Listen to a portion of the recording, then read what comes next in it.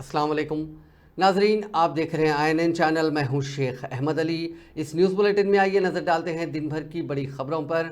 Chief minister Revanth Reddy आज कौमी दारुल हुकूमत दिल्ली में दूसरे दिन भी काफ़ी मसरूफ़ देखे गए, जहां उन्होंने दिन में मरकज़ी वज़ीर दिफा राजनाथ सिंह से मुलाकात करते हुए सिकंदराबाद कंटोनमेंट की अराजी को सड़कों की तोसी के लिए देने की दरख्वास्त की और दोपहर में मरकज़ी वज़ीर फाइनेंस निर्मला सीतारमण से मुलाकात करते हुए BRGF स्कीम के तहत रियासत को उसूल शुदनी 1800 करोड़ रुपए की रकम जारी करने की दरख्वास्त की।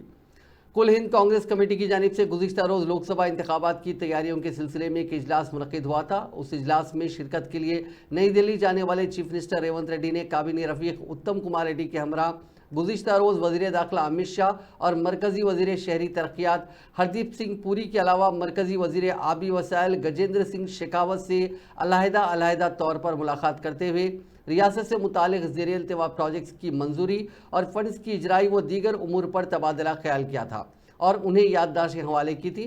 और आज दूसरे दिन चीफ मिनिस्टर ने वज़ीर आबपाशी उत्तम कुमार रेड्डी के हमरा मरकज़ी वज़ीर राजनाथ सिंह से मुलाकात की। ज़राए के मुताबिक इस मुलाकात में सिकंदराबाद कंटोनमेंट के इलाके में आम शहरियों की आमद-ओ-रफ्त पर आयद की जाने वाली पाबंदियों को ख़त्म करने की दरख्वास्त की। इसके अलावा शहर हैदराबाद से निज़ामबाद और करीमनगर जाने वाली शाहराहों की तोसी और फ्लाईओवर्स की तामीर के लिए दिफा की अराजी रियासती हुकूमत के हवाले करने की दरख्वास्त की। बाद अज़ान चीफ मिनिस्टर रेवंत रेड्डी और उत्तम कुमार रेड्डी ने मरकज़ी वज़ीर निर्मला सीतारमण से मुलाकात की। तकरीबन आधे घंटे तक हुई इस मुलाकात के दौरान चीफ मिनिस्टर ने मरकज़ी वज़ीर से 1800 करोड़ रुपए की वाजिबुल अदा रकम पसमानदा इलाकों के लिए जारी करने वाले फंड यानी BRGF को जारी करने की दरख्वास्त की। इसके अलावा 15वें फाइनेंस कमीशन के तहत रियासत को फंड जारी करने की दरख्वास्त की। उन्होंने निर्मला सीतारमण को बताया कि गुज़िश्ता 10 साल के दौरान तेलंगाना रियासत काफ़ी मखरूज हो गया है, हर महकमे में कर्ज़ों का अंबार है, रियासत को ज़्यादा से ज़्यादा माली मदद करने की दरख्वास्त की। तेलंगाना में पब्लिक सर्विस कमीशन के जरिए बड़े पैमाने पर मखलूआत जायदादों को पुर करने के इक़दाम के एक हिस्से के तौर पर चीफ मिनिस्टर रेवंत रेड्डी ने जुमे को सदर नशीन union public service commission Manoj Soni से मुलाकात की और UPSC के खतूत पर तेलंगाना पब्लिक सर्विस कमीशन की तंजीम जदीद से मुतालिक उमूर पर वसीतर तबादला ख्याल किया। रियासत में कांग्रेस हुकूमत की तश्कील के बाद तेलंगाना पब्लिक सर्विस कमीशन के सदरनशीन डॉक्टर B जनार्दन रेड्डी और दूसरे अरकान ने इस्तीफे दे दिए हैं, जो गवर्नर डॉक्टर सौंदरराजन के पास ज़ेर इल्तिवा हैं। उन इस्तीफ़ों की मंजूरी के साथ ही Telangana state public service commission की तंजीम जदीद करते हुए सरकारी जायदादों पर तकर्रुरात के नोटिफिकेशन की इजराई का इम्कान है। मौसूला इत्तला में बताया गया कि चीफ मिनिस्टर ने वज़ीर आबपाशी उत्तम कुमार रेड्डी के साथ मनोज सोनी से मुलाकात की। यहाँ इस बात का जिक्र बेमहल ना होगा कि उत्तम कुमार रेड्डी ने कल ही कहा था कि वो सरकारी जायदादों पर शफाफ अंदाज में तकर्रुरात के लिए पब्लिक सर्विस कमीशन की UPSC के खतूत पर तंजीम जदीद पर मनोज सोनी से बातचीत और मुशावरत करेंगे। तेलंगाना की कांग्रेस हुकूमत ने राजेंद्र नगर में हाईकोर्ट के नए कॉम्प्लेक्स की तामीर की राह हमवार कर दी है, जहां 100 एकड़ अराजी के अलॉटमेंट का जियो नंबर 55 मौरुखा 31 दिसंबर 2023 जारी कर दिया गया। यहाँ इस बात का जिक्र बेमहल ना होगा कि बहैसियत चीफ मिनिस्टर ओहदे का जायजा हासिल करने के बाद रेवंत रेड्डी ने जब chief justice Telangana high court justice Alok Aradhe और दूसरे जज साहिबान से मुलाकात की थी, उस वक्त हाईकोर्ट कॉम्प्लेक्स की तामीर के लिए अराजी की निशानदही का मामला भी ज़ेर बहस आया था और उस वक्त चीफ मिनिस्टर ने राजेंद्र नगर में तेलंगाना हाईकोर्ट की नई इमारत की तामीर के लिए 100 एकड़ अराजी के अलॉटमेंट का ऐलान किया था और ये भी वाज़े कर दिया था कि हाईकोर्ट की मौजूदा इमारतों को मुनहदिम नहीं किया जाएगा, बल्कि उन इमारतों का दूसरे मकासद के लिए इस्तेमाल होगा, जिनमें ज़िले अदालतों का क़याम भी शामिल है। चीफ सेक्रेटरी शांति कुमारी की तरफ से आज जारी करदा जियो के बाद हाईकोर्ट कॉम्प्लेक्स की तामीर में हायल रुकावटें दूर हो गई हैं। तेलंगाना हाईकोर्ट ने BRS दौरे हुकूमत में कानून साज काउंसिल के 2 उम्मीदवारों की नामजदगी को गवर्नर की जानिब से मुस्तरद कर दिए जाने के मामले पर आज समाअत की। BRS हुकूमत की जानिब से गवर्नर कोटा के तहत उम्मीदवार बनाए गए 2 कायदीन डॉक्टर दासजू श्रावण और सत्यनारायणा आज हाईकोर्ट से रुजू होते हुए कहा कि गवर्नर ने उनकी उम्मीदवारी को मुस्तरद कर दिया, जबकि उस वक्त की हुकूमत ने आर्टिकल 171 के तहत उन्हें गवर्नर कोटे के तहत नामजद किया था। इस सिलसिले में उस वक्त की काबीना ने उनके नामों को मंजूरी देते हुए गवर्नर से सिफारिश की थी, ताहम गवर्नर ने उन दोनों के नामों को गवर्नर कोटे के तहत मुंतखब ना करते हुए मुस्तरद कर दिया। दरखास्त गुजार ने अदालत को बताया कि हुकूमत की जानिब से नामजद करदा उम्मीदवारों को मंजूर ना करने का इख्तियार गवर्नर को नहीं होता, जिस पर गवर्नर की जानिब से नुमाइंदगी करने वाले वकील ने अदालत को बताया कि आर्टिकल 361 के तहत ये दरखास्त समाअत के लिए अहल नहीं है, क्योंकि गवर्नर के फैसले को चैलेंज नहीं किया जा सकता। दोनों फरीकैन के दलाइल सुनने के बाद हाई कोर्ट ने कहा कि इस दरखास्त पर समाअत का जवाज की गुंजाइश का जायजा लिया जाएगा और इस केस की अगली समाअत 23 जनवरी तक मुलतवी कर दी। तेलंगाना असेंबली इंतखाबात के बाद तेलंगाना कानून साज काउंसिल की 2 सीटें असेंबली ज़मरे के तहत मखलूआ हुई हैं और उन 2 सीटों के इंतखाबात के सिलसिले में जुमेरात के रोज़ शेड्यूल जारी हो गया है। इसके साथ ही कांग्रेस और बीआरएस के एक एक सीट के लिए 1 दर्जन उम्मीदवार टिकट हासिल करने के लिए भागदौड़ कर रहे हैं। ज़राए के मुताबिक कांग्रेस पार्टी में साबिक वज़रा के जाना रेड्डी, मोहम्मद अली शब्बीर के अलावा साबिक एमपी अंजन कुमार यादव, फिरोज खान, जग्गा रेड्डी के नाम सामने आ रहे हैं, तो दूसरी तरफ बीआरएस पार्टी में साबिक वज़रा रवली दयाकर राव, डॉक्टर राजैया के अलावा डॉक्टर श्रावण कुमार मुत्ती रेड्डी टिकट हासिल करने के लिए एड़ी चोटी का जोर लगा रहे हैं। वाज़ेह है कि असेंबली में मौजूदा अराकीन की तादाद के लिहाज से कांग्रेस को 1 और बीआरएस को 1 सीट हासिल होने का इम्कान है। कांग्रेस के senior leader V Hanumantha Rao ने 420 वादों के नाम पर एक किताबचा जारी करके कांग्रेस हुकूमत को बदनाम करने पर बीआरएस कायदीन पर सख्त तनकीद की। जुमे को मीडिया से बात करते हुए उन्होंने कहा कि अवाम ने कांग्रेस के वादों पर यकीन किया और कांग्रेस पार्टी को इख्तियार दिया। उन्होंने कहा कि बीआरएस और बीजेपी पार्टियां खौफजदा हैं कि कांग्रेस अवाम के साथ किए गए तमाम वादों को पूरा करेगी। 6 का एजिटेशन हो, उसके बाद 12,000 लोग मरे, उसके बाद तेलंगाना में जो खवातीन नौजवान जान की कुर्बानी कर रहे बोल के उन्होंने बोले नहीं मैं आए तो हमारी सरकार केंद्र में आए तो तेलंगाना देंगे बोल के दी। उनको मालूम था तेलंगाना में डेवलप हुआ, आंध्र वाले खिलाफ करेंगे, उसके बावजूद भी लोगों की जो दिलों में जलन है उनको कूल करने के वास्ते जान की कुर्बानी दे रहे बोल के उन्होंने तेलंगाना दी। उसके बाद 6 डिक्लेरेशन जब यहाँ पर अमल होने के वास्ते सोनिया गांधी इलेक्शन से पहले जो इलेक्शन मैनिफेस्टो रखे वो इम्प्लीमेंट के वास्ते भी फिर आई सरकार। उनको सोनिया गांधी की बात लोग विश्वास करके कांग्रेस को यहाँ जिताने के बाद 9 उनके दिसंबर 9 उनका 9th के दिन उनका बर्थडे, उसी दिन रेवंत रेड्डी सिग्नेचर भी कर दिया, बराबर में ये डिक्लेरेशन करेंगे। वो काम चल रहा, फाउंडेशन डे से काम चल रहा 28 से लेके 6 तारीख तक। ये देख लेके और हमारे बीआरएस वाले नए नए बातें 420 बोल के उसका नाम लगा के इतने वादे करे, वो करे, ये करे। भाई ये तो को हमारा 1 महीना भी नहीं हुआ सरकार आके 6 डिक्लेरेशन अमल के वास्ते हम शुरू भी कर दिए, बसों में फ्री कर दिए खवातीन को, लेडीज को, सबको, और दूसरे काम भी कर रहे। डिक्लेरेशन हो रहा, वो एप्लीकेशन भी लोगों को हित में जाएंगे, वो एप्लीकेशन लेके गरीबों का फायदा होगा। ये बीच में ये नए नए बातें लोग हंस रहे भाई, ये साले दस्तार ये बीआरएस वाले हमारे भाइयाँ वादे करे अभी तक कोई पूरा नहीं करे। भाई करे क्या? नहीं करे। बीआरएस वाले आज नए नए बातें बोल रहे हैं, उनको डर हो गया सोनिया गांधी दिए सो कोई भी चीज़ अमल होता, 6 डिक्लेरेशन अमल हुआ है तो फिर हमारा बीआरएस को कौन देखेंगे, हमारा इम्पोर्टेंस कम होता बोल के नए नए बातें कर रहे। और उसके ऊपर से सोनिया गांधी हमारे एक्सटेंडेड एग्जीक्यूटिव में एक निर्णय लिए, रेवंत रेड्डी साहब क्या बोले, सोनिया गांधी तेलंगाना से लड़ेंगी, हम उनको इनवाइट कर रहे बोले। कल जाके मिले, वो उन्होंने अगर तैयार हुआ तो उससे ज़्यादा क्या होना। मैं भी वहीं से पूछ रहा था टिकट, लास्ट टाइम 2019 में भी पूछा, नहीं दिए। सोनिया गांधी आने के बाद अब मेरे क्या है, सबसे ज़्यादा फायदा सोनिया गांधी आने से फायदा होगा। केवल हम खम्मा भी नहीं है, पूरा स्टेट में सबका फायदा होगा। गरीबों के हित में सोशल जस्टिस, गरीब हम SC ST माइनॉरिटी सबका फायदा होगा। तो इस वजह से वहाँ जाऊँगा और दिन रात मेहनत करके IAS मेजॉरिटी से जिताने की कोशिश करूँगा। मेरा जो क्रिकेट मैच है राजीव गांधी इंटरनेशनल 1920 टूर्नामेंट जैसा 21 के बाद ख़त्म होता, उसके बाद 24 से वहीं रहूँगा। सोनिया गांधी को हर डिस्ट्रिक्ट, हर मोहल्ला फिर के हाईएस्ट मेजॉरिटी से जीतेंगे, क्योंकि वो तो वहीं से शुरू हुआ, तेलंगाना के मूवमेंट कोत्तागुड़म से। तो राजीव गांधी भी वहाँ पर 2-3 मरतबा वहाँ विजिट करा, ट्राइबल एरिया में गया, फ्लड्स में गया। उस वक्त एनटी रामाराव था, वेंगल राव था, पीसीसी, मैं उनके साथ था। राजीव जी जब भी आते हनुमान चलो बोलता था, उनके साथ था। तो आज कांग्रेस पार्टी में वाईएसआर तेलंगाना पार्टी के इंजमाम के एक दिन बाद वाईएस शर्मिला ने जुमे को कांग्रेस सरबराह मल्लिकार्जुन खड़गे से कौमी दारुल हुकूमत में उनकी रिहाइशगाह पर मुलाकात की और बाद अज़ां कहा कि वो उन्हें दी जाने वाली कोई भी जिम्मेदारी कबूल करने के लिए तैयार हैं। शर्मिला ने रिपोर्टर से कहा कि कांग्रेस पार्टी उन्हें कुछ जिम्मेदारी देने के बारे में सोच रही है, जिस पर उन्होंने खड़गे से तबादला ख्याल किया।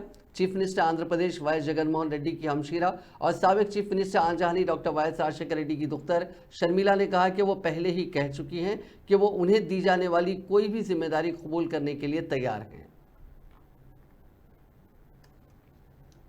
कांग्रेस पार्टी ने फार्मा सिटी के मसले पर सियासत करने पर बीआरएस और बीजेपी को तनकीद का निशाना बनाते हुए कहा कि रियासती हुकूमत सनतों के क़याम के खिलाफ नहीं है। कांग्रेस किसान सेल के कौमी नायब सदर कोदंडा रेड्डी ने कहा कि कांग्रेस ने अपने इंतखाबी मंशूर में वाज़ेह तौर पर कहा कि फार्मा सिटी को अवाम के बेहतर मफाद में मुंतकिल किया जाएगा।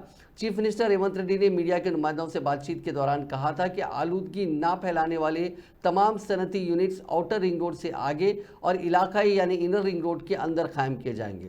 उन्होंने इल्ज़ाम लगाया कि मरकज़ी वज़ीर किशन रेड्डी लोगों को ये कहते हुए गुमराह कर रहे हैं कि रियासती हुकूमत ने सनतकारों के दबाव को मानते हुए फार्मा सिटी पर यू टर्न लिया है। पॉलिसी बनाई 2017 दिसंबर में, उस एरिया में, उस गांव में पब्लिक हियरिंग हुआ। पब्लिक हियरिंग में जबकि सरकार, टीआरएस सरकार, जो ज़मीन किसान है जो खेती बाड़ी करते हैं वो लोगों को आने नहीं दिया, पुलिस को रख के। वहाँ दूर दूर से अतराफ के महबूब नगर, मेदक, उससे उधर से लोगों को बसों में लाके वहाँ पब्लिक हियरिंग करे। मैं भी गया, मुझे भी अरेस्ट करके वहाँ जाने नहीं दिए। उस पब्लिक हियरिंग में एनवायरनमेंट एक्सपर्ट्स, एनजीओस और दूसरे वहाँ के रिप्रेजेंटेटिव्स, ये बिल्कुल यहाँ फार्मा सिटी लगाना उचित नहीं है, यहाँ हम इसको ऑब्जेक्शन कर रहे हैं, हमारे ज़मीन देने के लिए हम तैयार नहीं हैं। तो सेंट्रल गवर्नमेंट जब ये प्रोजेक्ट के लिए मंजूरी दी, उसमें एक शर्त है कि किसानों के एक्सेप्ट के बगैर जो है वहाँ फार्मा सिटी नहीं लगाना। किसान पहले से आज तक हम ज़मीन नहीं देंगे। तो हमने एक रिप्रेजेंटेशन दिया किशन रेड्डी साहब के मकान को जाके, मैं, दोंती नरसिम्हा रेड्डी और एक दूसरा एनवायरनमेंट एक्सपर्ट, हम जाके रिप्रेजेंटेशन दिया। इसलिए दिया कि वो उन्होंने केंद्र मंत्री है, उसके अलावा उस एरिया से है, उधर ही जन्म दिया उन्होंने। किशन रेड्डी एक किसान का फैमिली है। उन्होंने हमारे से यही बात बोला कि जो है मैं भी किसान हूँ, सही है वो बात, मैं भी सेंट्रल गवर्नमेंट को बोलता हूँ। ये कब की बात है? 2018। अब क्या बोलते, जब हमारे सरकार आने के बाद Revanth Reddy honourable chief minister ने कुछ बारीक इश्यूज़ के बारे में, जैसा फार्मा सिटी है 7 साल से जो है वो रफ चल रहा है, वहाँ पर मूवमेंट चल रहा है, कई लोग अरेस्ट हुए, वो तमाम इश्यूज़ को मद्देनज़र रखते हुए हैदराबाद शहर का लोड बढ़ रहा है और एक नया सिटी बनाने के लिए, सैटेलाइट टाउन बनाने के लिए ये मुच्चरला एरिया ये ठीक है। ऑलरेडी वहाँ 10,000 एकड़ जो है हम सरकार ने ली। उन्होंने ये कहा कि जो है वहाँ जहाँ फार्मा सिटी लगाना चाहते हैं वहाँ नहीं लगाएंगे, लेकिन दूसरे एरिया में outer ring road, regional ring road के बीच में नया सिटीज़, नए इंडस्ट्रीज़, वो भी इंडस्ट्रीज़ को भी बगैर पोल्यूशन के इंडस्ट्रीज़ हम उसके लिए परमिशन देंगे। बिल्कुल चीफ मिनिस्टर साहब ने ओपनली सारे प्रेस वालों के सामने दूरदृष्टि से बात किया। उन्होंने हैदराबाद के शहर के लोड कम करने के लिए और शहर को दूर दूर प्रदेशों में बीआरएस कायद व साबिक वजीर निरंजन रेड्डी ने इल्ज़ाम लगाया कि कांग्रेस इख्तिदार में आकर 1 माह का अरसा हो गया है, लेकिन अब तक किसानों के खातों में रैतू बंधु स्कीम के तहत रकम जमा नहीं की गई। उन्होंने कहा कि असेंबली इंतखाबात के दौरान उनकी हुकूमत ने रैतू बंधु स्कीम के तहत किसानों के बैंक अकाउंट में रकम जमा करवाने के इक़दाम किए थे, लेकिन कांग्रेस पार्टी ने इलेक्शन कमीशन से रुजू होते हुए रैतू बंधु स्कीम के तहत किसानों की इमदाद रोक देने की दरख्वास्त की थी, जिस पर इलेक्शन कमीशन ने रैतू बंधु स्कीम की रकम को तकसीम करने से रोक दिया था। कांग्रेस ने इस बात का भी ऐलान किया था कि उनकी हुकूमत इख्तिदार में आने के बाद फी एकड़ 10,000 के बजाय 15,000 रुपये दिए जाएंगे, लेकिन अब तक 1 रुपये की रकम भी किसानों के खाते में जमा नहीं हुई। मीडिया से बात करते हुए निरंजन रेड्डी ने कहा कि कांग्रेस हुकूमत ने किसानों को धोखा दिया है। ప్రజల యొక్క భావనల్ని వాళ్ళు వల్ల ప్రతిబింబించినారు। వాళ్ళు చెప్పడం ఏంటంటే మనకు తెలుస్తున్నటువంటిదే, వింటున్నటువంటిదే, మీ దృష్టిలో కూడా ఉన్నటువంటిదే, రాష్ట్రంలో ఉండే 50 మంది ప్రజల దృష్టిలో ఉన్నదే। దానివల్ల ప్రత్యేకంగా వాళ్ళు ప్రస్తావించింది ఏంటంటే రైతులు హతాశలు అవుతున్నారు, అసలు మేము అనుకోలేదు ఇట్లా అని। ఇప్పుడు ముఖ్యమంత్రి అయినటువంటి వ్యక్తి అంతకంటే ముందు, ఎన్నికల కంటే ముందు మాట్లాడినటువంటి మాటలు 10,000 ఎందుకు ఇస్తావు సన్నాసి, 3 పంటలు పడితే 15,000 ఇవ్వాలి కదా అని చెప్పి మాట్లాడితే మేము నిజంగానే రేపు సర్కారు వస్తే ఇస్తుందేమనుకున్నాం। మరి కేసీఆర్నే సన్నాసి అని మాట్లాడినటువంటి ఆయన ముఖ్యమంత్రి అయింది కదా, మళ్ళీ ఈయన ఏమవుతాడో అని చెప్పి ఎదురు చూసినాం, నమ్మి మోసపోయినాం। మరి ఇవాళకి ఈ రోజు వరకు 1,50,00,000 ఎకరాల వ్యవసాయ భూమి ఉన్నది, రైతు బంధుకు అర్హమైనటువంటిది। మేము గతంలో మా ప్రభుత్వంలో 11 విడతలలో 72,815 కోట్ల రూపాయలను ఇచ్చినాం రైతులకి సకాలంలో ప్రతి సీజన్కి। ప్రగల్భాలు పలికినటువంటి రేవంత్ రెడ్డి గారి సర్కారు అధికారంలోకి వచ్చే కంటే ముందు ప్రగల్భాలు పలికినటువంటి వారి పార్టీ ఈరోజు మౌనంగా ఎందుకున్నారు? ఇంకేదో రాంగ్ ఇంటర్ప్రిటేషన్ చేస్తున్నారు। ఈ రోజు నుంచి ఈ రోజు వరకు ఇచ్చిన గతంలో ఎప్పుడు లేదు। పేద రైతులందరికీ మొత్తం వ్యవసాయ భూమికి నిర్దిష్ట వ్యవధిలో వ్యవసాయానికి అనువుగా ఉండేటువంటి విధంగానే రైతు బంధు ఎందుకు తెచ్చినామో, ఏ సదాశయంతో కేసీఆర్ గారు ఆనాడు తీసుకొచ్చిండ్రో ఆ ఆశయం నెరవేరేటట్లు సకాలంలో రైతులకు పెట్టుబడి అందేటట్లు రైతు బంధు ఇచ్చింది తెలంగాణ సర్కార్। ఆయన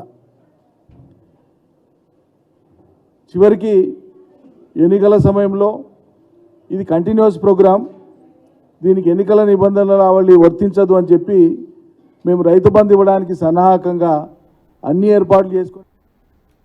साबिक वजीर जगदीश्वर रेड्डी ने कहा कि 6 गारंटीज को लेकर कांग्रेस कायदीन में खौफ पैदा हो गया है। मीडिया से बात करते हुए उन्होंने कहा कि बीआरएस ने सिर्फ कांग्रेस को 420 वादों को याद दिलाया है। इसको लेकर कांग्रेस पार्टी खुद को 420 पार्टी समझ रही है। उन्होंने कहा कि जितने वादे मंशूर में शामिल किए गए हैं उसकी तादाद को याद दिलाया गया है। इसको अवाम के सामने लाना अपोजिशन जमात की जिम्मेदारी है। उन्होंने कहा कि इस पर कांग्रेस कायदीन गैर ज़रूरी वावेला मचाकर खुद को एक्सपोज कर रहे हैं। जगदीश्वर रेड्डी ने कहा कि 100% 420 वादे अवाम से कांग्रेस पार्टी ने किए हैं और उस वक्त हमने कहा था कि वादों को पूरा करना मुश्किल है। अब अवाम में भी ये बहस शुरू हो चुकी है कि क्या कांग्रेस हुकूमत इन वादों को पूरा करेगी। ఎవరికో ఇచ్చిండ్రు, ఇది ఎవరికో ప్రాజెక్ట్ రిపోర్ట్ చేయమని ఇస్తే ఇచ్చినట్టుగా ఎవరో సంస్థ తయారు చేసేసి ఇస్తే దాన్ని అట్లే రిలీజ్ చేసినట్టున్నారు।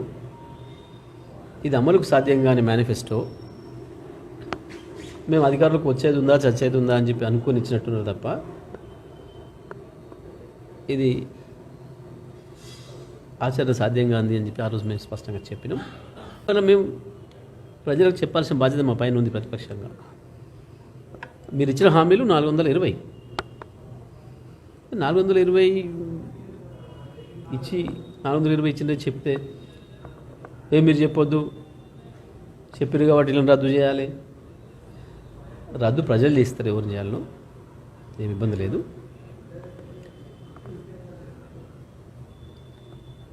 ఏముంది దాంట్లో 420 సంఖ్య, ఎందుకు భయపడుతున్నారు దాన్ని చూసి? మమ్మల్ని 420 గంటలు అంటారేమో ప్రజలు అన్న భయం మీది।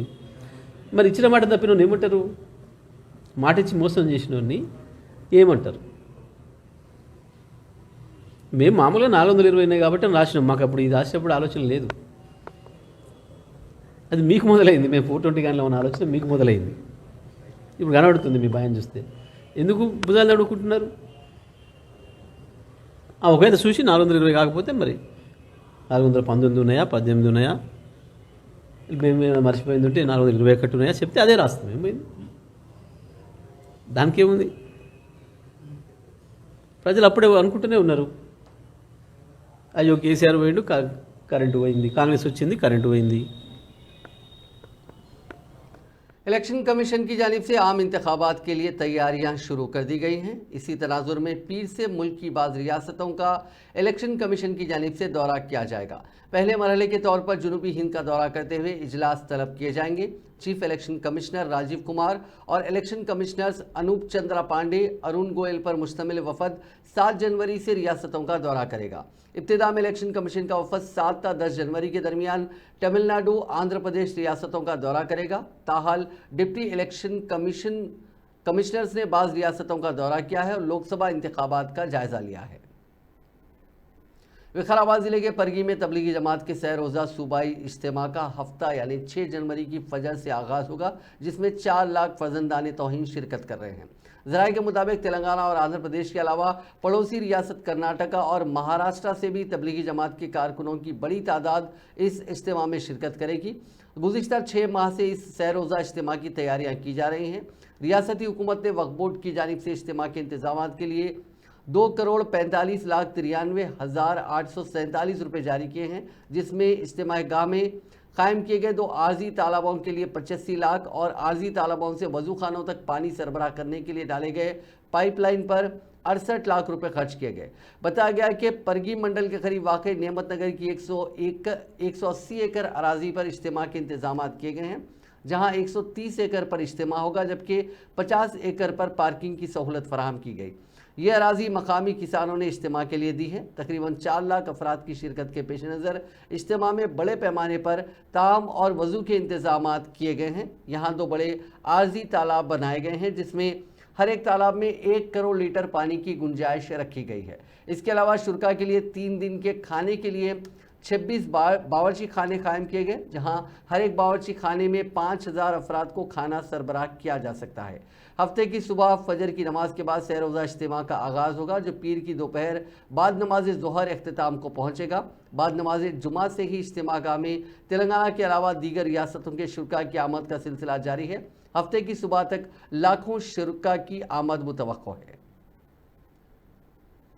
हैदराबाद के सैबराबाद पुलिस कमिश्नरेट के तहत आने वाले राजेंद्र नगर पुलिस स्टेशन को कौमी सतह पर नंबर 1 पुलिस स्टेशन का मकाम हासिल हुआ। मरकजी वजारत दाखिला ने इस पुलिस स्टेशन को साल 2023 का मुल्क का सबसे बेहतरीन पुलिस स्टेशन करार देते हुए अवार्ड अता किया। मरकजी हुकूमत ने मुल्क भर के तमाम पुलिस स्टेशन की कारकर्दगी का जायज़ा लिया, जिसमें पुलिस स्टेशन में शिकायतों की कबूलियत, केसों की तहकीकात, केसों की यकसुई, गुड पुलिसिंग व दीगर उमूर का जायज़ा लिया, जिसमें राजेंद्र नगर पुलिस स्टेशन को पहला मकाम हासिल हुआ। हर एतबार से यह पुलिस स्टेशन अवार्ड के लिए मुंतखब हुआ। आज नई दिल्ली में मरकजी वज़ीर दाखिला अमित शाह की सदारत में मुनक़िद हुए DGPs की कॉन्फ्रेंस में उन्होंने ये अवार्ड राजेंद्र नगर के SHO B नागेंद्र बाबू को ट्रॉफ़ी पेश करते हुए अता किया। इसी दौरान चीफ मिनिस्टर रेवंत रेड्डी ने राजेंद्र नगर पुलिस स्टेशन को मुल्क का बेहतरीन पुलिस स्टेशन करार देने पर मसरत का इजहार किया। महबूबनगर ज़िले में पेश आए खौफनाक सड़क हादसे में 6 अफराद बशमूल 2 छोटे बच्चे हलाक हो गए। यह हादसा ज़िले के बालनगर चौरस्ते पर जुमे की शाम उस वक्त पेश आया जब एक ठहरे हुए ऑटो को तेज़ रफ्तार DCM वैन ने टक्कर दे दी, जिसके नतीजे में ऑटो में सवार 6 अफराद बरसरे मौका हलाक हो गए। बताया गया कि मरने वालों का ताल्लुक मोती घनापुर गाँव के गिरिजन तबके से है, जो बालनगर में हर जुमे को लगने वाले बाजार में खरीदी के लिए आते थे।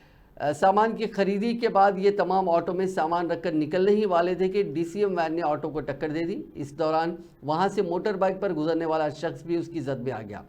उसकी हालत तशवीशनाक बताई गई है, उसे इलाज के लिए अस्पताल मुंतकिल कर दिया गया।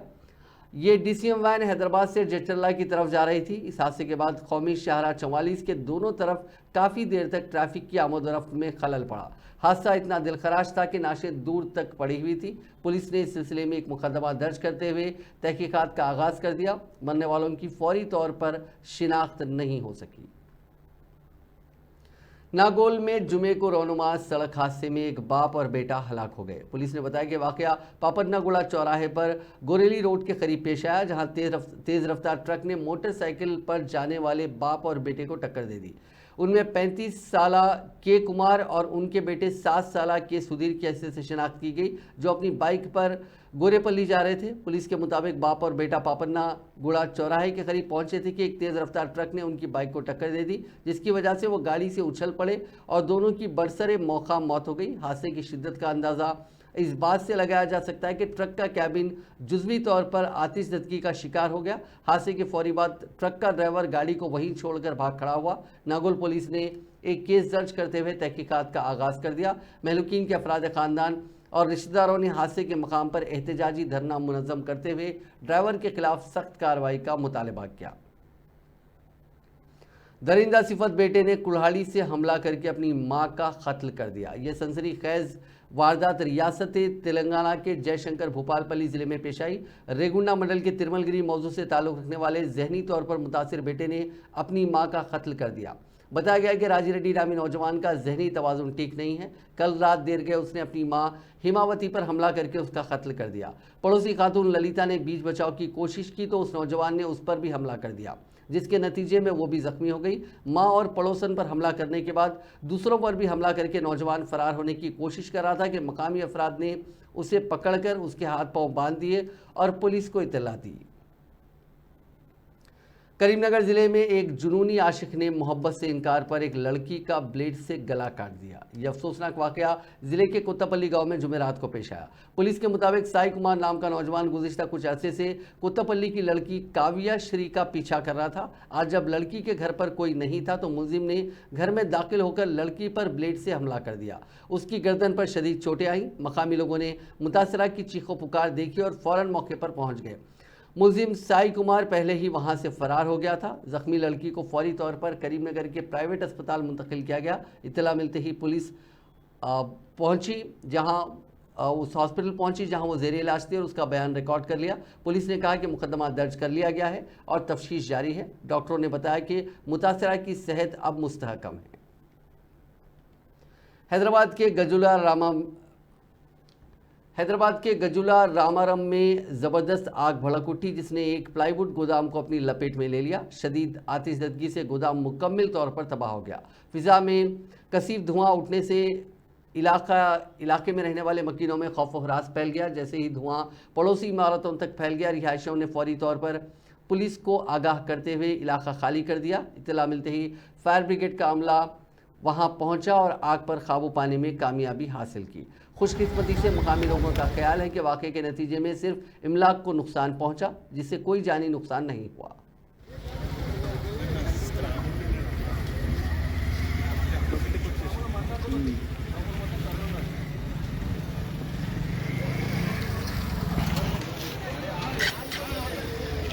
सुप्रीम कोर्ट ने मथुरा की शाही ईदगाह मस्जिद के आसार खदीमा के सर्वे और उस जगह को श्री कृष्ण की जन्मभूमि यानी जाय पैदाइश करार देने की दरखास्त को मुस्तरद कर दिया।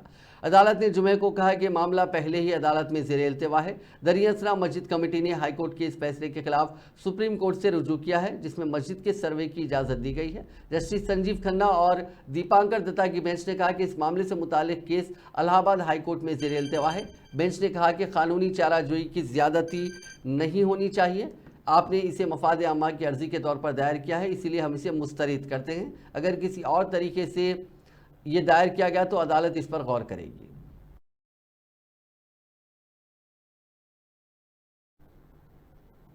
उत्तर प्रदेश की योगी हुकूमत ने गुज़िश्ता साल हलाल सर्टिफाइड मसनूआत के प्रोडक्शन और फ़रोख्त पर पाबंदी लगाने का हुक्म जारी किया था। इस फैसले को चैलेंज देने वाली 2 अलग अलग अर्जियों पर सुप्रीम कोर्ट ने जुमे के रोज़ समाअत की और रियासती हुकूमत के साथ साथ इससे जुड़े दीगर अफराद से जवाब तलब किया। एक अर्जी हलाल इंडिया प्राइवेट लिमिटेड की तरफ से दाखिल की गई, जबकि दूसरी अर्जी जमीयतुल उलमा महाराष्ट्र व दीगर की तरफ से दाखिल हुई है। जमीयतुल उलमा महाराष्ट्र व दीगर के जरिए दाखिल अर्जी में मरकज़ को भी फरीक़ैन में से एक बताया गया है। दरअसल यूपी हुकूमत ने गुज़िश्ता 18 नवंबर को हलाल सर्टिफिकेशन वाली खुर्दनी मसनूआत के प्रोडक्शन, ज़ख़ीरा अंदोज़ी, तकसीम व फ़रोख्त और फ़रोख्त पर फौरी असर के साथ पाबंदी लगा दी थी। नाज़रीन, इस न्यूज़ बुलेटिन में बस इतना ही। आप देखते रहिए INN चैनल।